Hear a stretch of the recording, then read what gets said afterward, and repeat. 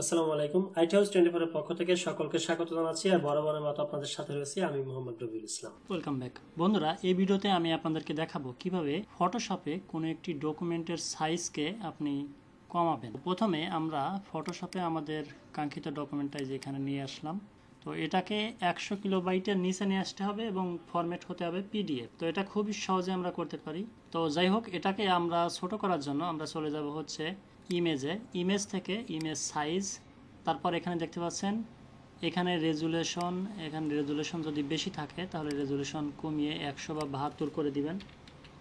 আমরা রেজুলেশন এখানে 72 করে দিলাম। তারপর এখান থেকে ওকে বাটনে ক্লিক করে দিব।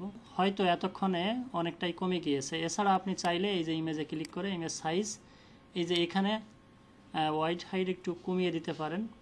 তো তারপর ফাইল থেকে সেভ অ্যাসে যাবেন। সেভ অ্যাসে গিয়ে এখানে একটা নাম দিবেন ফাইলের, তারপর ফরম্যাট দিবেন এখান থেকে ফটোশপ পিডিএফ, এটা সিলেক্ট করে দিয়ে তারপর এখান থেকে সেভ বাটনে ক্লিক করে দিবেন। এইবার এখানে খুবই গুরুত্বপূর্ণ একটা বিষয়, তা হলো কোয়ালিটি। এই কোয়ালিটি এখান থেকে আপনার হয়তো মিডিয়াম বা হাই থাকতে পারে এরকম, তো এটাকে অবশ্যই মিডিয়াম বা লো করে দিবেন এবং এখানে যত কমিয়ে দিবেন আপনার ডকুমেন্টের সাইজও কিন্তু তত কমে যাবে। তো আমরা এখানে 2 করে দিয়ে দেখি, এখানে 2 দিলাম, তারপর এখান থেকে ওকে। এখন দেখতে পাচ্ছেন আমাদের ডকুমেন্টের সাইজ কিন্তু মাত্র 47 কিলোবাইট হয়ে গিয়েছে, এই যে দেখুন, এবং আমাদের ডকুমেন্টে কিন্তু মোটামুটি ভালোই দেখা যাচ্ছে।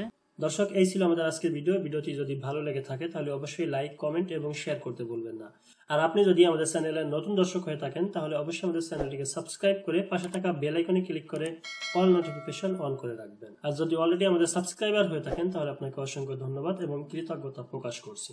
দেখা হবে পরবর্তী ভিডিওতে। সে পর্যন্ত সবাই সুস্থ থাকুন, সুন্দর থাকুন আর আইটি হাউস 24 এর সাথেই থাকুন। খোদা হাফেজ।